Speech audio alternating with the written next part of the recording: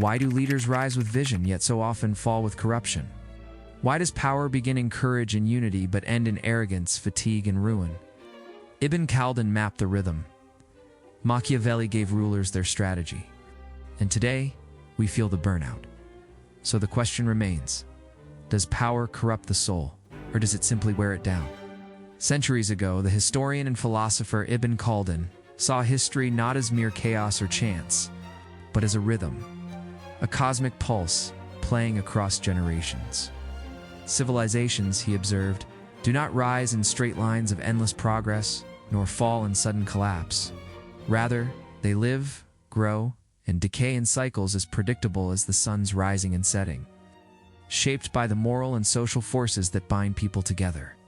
At the heart of Ibn Khaldun's vision lies asabiyyah, the invisible thread of social cohesion, the fierce solidarity that transforms groups of individuals into enduring civilizations. He distinguished two kinds of societies: the Badawa, rural or tribal communities shaped by struggle, kinship, and shared hardship; the Hadari, urban, cosmopolitan societies, comfortable, refined, but increasingly detached from necessity. In the desert, where survival is a constant challenge, Badawa peoples cultivate endurance, loyalty, and discipline. Their asabiyyah is raw and powerful, binding them together in a unity that can forge dynasties and conquer cities. In contrast, as these societies succeed and urbanize, their solidarity weakens. Luxury, indulgence, and the pursuit of personal comfort dilute collective will.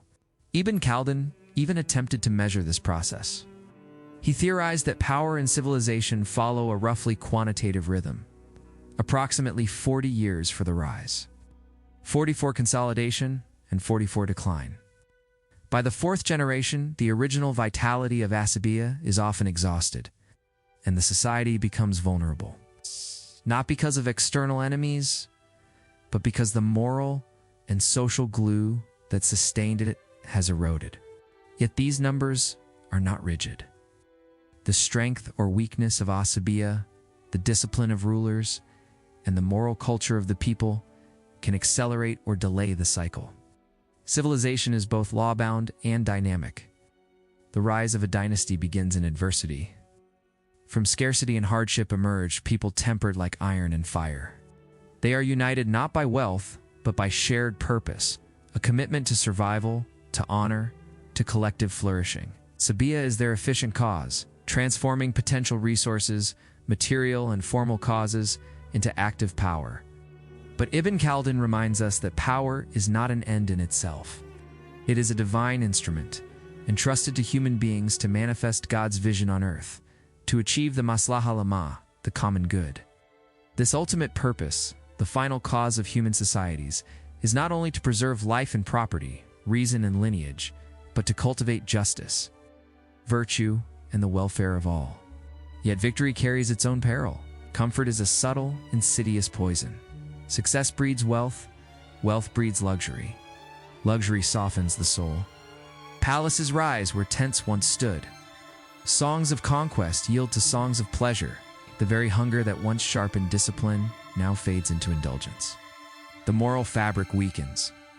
Ethics, the soul of asabiyyah, erodes.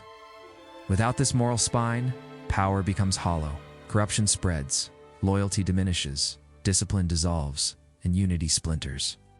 Urban cosmopolitan societies, detached from the trials that forged their ancestors, lose sight of collective purpose.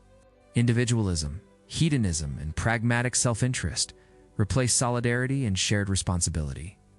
Ibn Khaldun's insight is profound.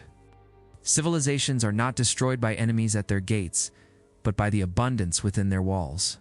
Morality, discipline, and solidarity, the pillars of social cohesion, are what truly sustain power. When these pillars fail, even a well-fortified city falls, yet history is never final. From the peripheries where life remains hard and necessity sharpens the will, a new force arises. United by renewed asabiyyah, they inherit the mantle of power, forging a new cycle of growth, conquest, and civilization. His philosophy extends even to modern times. Urban societies risk forgetting the lessons of Badawa, that solidarity, ethical vigilance, and shared purpose are as vital as material wealth. Contemporary nations, faced with luxury, corruption, and moral decay, mirror the Hadari stage, where the decay of cohesion presages collapse. By nurturing social bonds, cultivating moral integrity, and keeping collective purpose alive, whether through civic values, constitutions, or shared cultural heritage, societies can sustain power without succumbing to decadence. Ibn Khaldun teaches that power is a sacred trust, and the health of civilization is inseparable from the moral and social vitality of its people. Ultimately, Ibn Khaldun's thought is a meditation on the delicate interplay between human will, divine vision, and the forces of history. Civilizations rise and fall, not randomly, but according to the rhythm of solidarity, morality, and purpose. In his vision, history is not merely a chronicle of kings and empires. It is a profound reflection on the human condition, a call to understand the causes of power, the duties it entails, and the moral vigilance required to sustain it.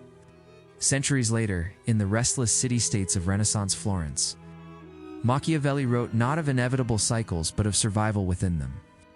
Where Ibn Khaldun heard the steady drumbeat of historical necessity, Machiavelli perceived a battlefield of choices, a world in which fortune flows like a river that can flood. Yet the wise ruler builds channels and dams to shape its course. Fate was powerful, he acknowledged. But it was neither absolute nor indifferent.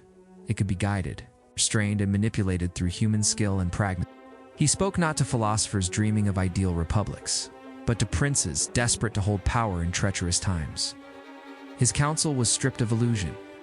Power, he argued, must be acquired and maintained above all else, and morality is subordinate to the survival of the state. Appear virtuous, he urged, projecting mercy, faith, and loyalty, while reserving the freedom to act contrary when necessity demanded. The mask of virtue could command obedience more effectively than virtue itself. Fear, Machiavelli asserted, is safer than love. The fear of punishment maintains loyalty and order, even in moments of crisis, whereas love alone proves fragile when tested. Yet fear must be carefully calibrated. A ruler should inspire it without provoking hatred, for hatred undermines power and invites rebellion.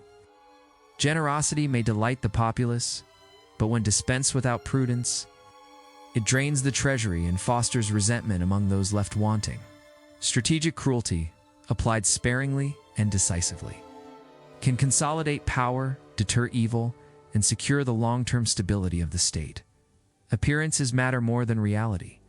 Reputation, carefully managed, shapes the perception of power far more than truth.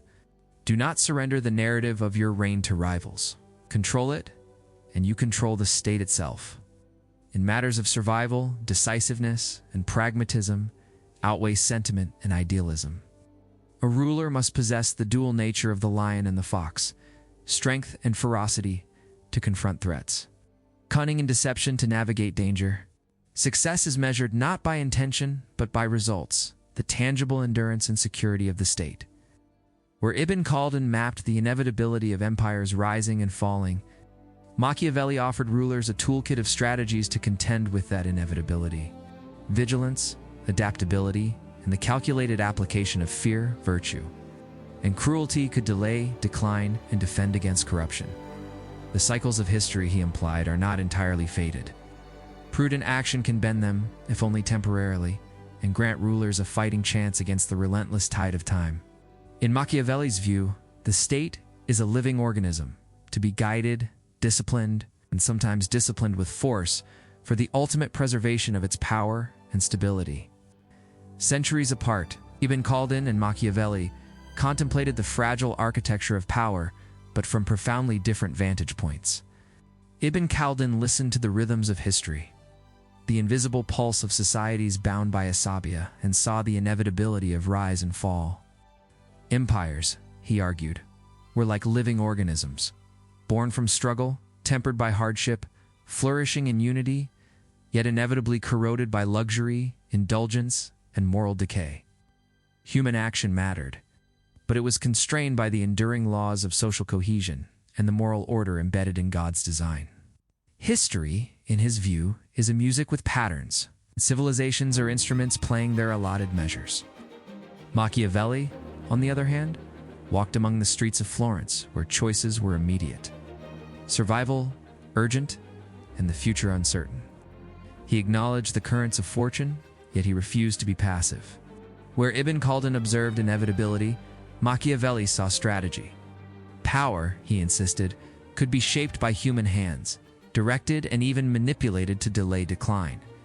The cycles of empires were not destiny but a challenge. Cunning, decisiveness, and calculated fear could bend time itself to the ruler's will.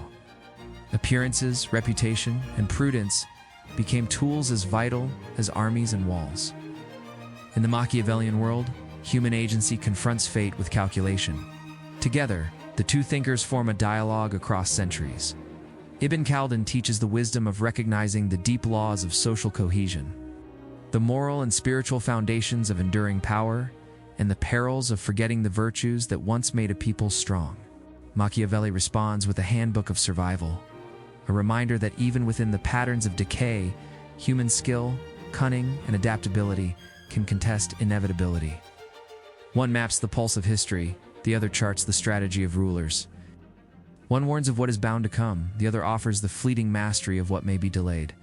Their visions converge and diverge. Both understand that power is fragile, that unity and morality are essential, yet one emphasizes the moral and cosmic substrate of societal strength, while the other emphasizes human ingenuity as a counterforce against fortune.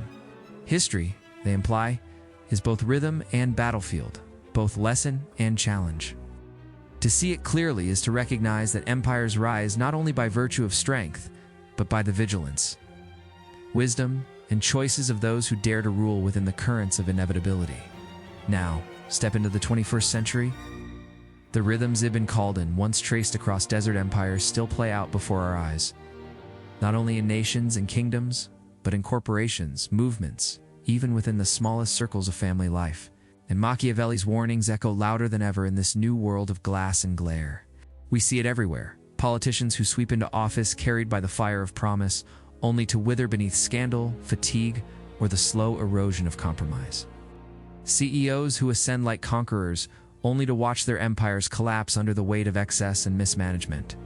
Activists who begin with the purity of conviction, but find themselves consumed, their own strength devoured by the endless demands of the cause they serve. Modern psychology sheds a cold light on this ancient drama. Power does not only change circumstances, it changes the mind itself. Neuroscientists show how authority rewires the brain, weakening empathy, dulling the mirror through which we see ourselves, narrowing our vision until we mistake our will for the world's truth. The powerful grow less capable of considering perspectives beyond their own, even as they insist they are serving the many. And today, the corrosion accelerates. Leaders are not only tested by inner weakness, but by the relentless storm outside. 24-hour media, the unblinking eye of social platforms. Outrage that flares like wildfire, demanding constant explanation, apology, defense. Where once rulers could hide behind walls or distance, now every gesture, every word, every silence is amplified and judged. The result is not only corruption, but exhaustion. Not merely moral decay, but psychological collapse. In an age that promises boundless connection, we are watching leaders' movements, and entire societies burn out under the weight of their own visibility. The cycle has not ended, it is quickened, tightening its grip on every sphere of modern life. But this is not only about rulers and dynasties. It is about us. Think of the times you carried power in your own life, a promotion at work, a leadership role in your community, responsibility in your family. At first, it felt empowering. But over time, stress accumulated. The burden grew heavy, resentment crept in, and detachment followed. This is the personal echo of corruption, the burnout of everyday power. The same forces that unravel dynasties unravel us. Ibn Khaldun whispers, beware of comfort. Machiavelli cautions, beware of appearances, or in modern science adds, beware of neglecting the mind itself. The cycle lives in us all. So how do we face the question? Ibn Khaldun would remind us, strength fades when comfort replaces struggle. Renewal demands vigilance, simplicity, and unity. Machiavelli would add, never surrender the narrative, control perception. Appear virtuous, but act with intention. In our age of burnout adds, guard not only your throne, but your soul. For power without resilience collapses, and power without principle corrupts. And so we return to the question, does power corrupt the soul? Perhaps power itself does not corrupt. Instead, it reveals whether we cling to comfort or embrace discipline, whether we surrender to appearances or master them, whether we lose ourselves in exhaustion or find ourselves in resilience. The real danger is forgetting that power begins within, the power to govern not others, but ourselves. The cycle Ibn Khaldun mapped, the strategy Machiavelli taught, and the burnout we feel today all point to one truth. Power is both a gift and a test. It can lift or corrupt, renew or exhaust. But if we master ourselves, the soul need not be lost to the cycle. What do you think? Does power corrupt, or does it reveal who we truly are? Share your thoughts in the comments, and let's continue this oldest question together.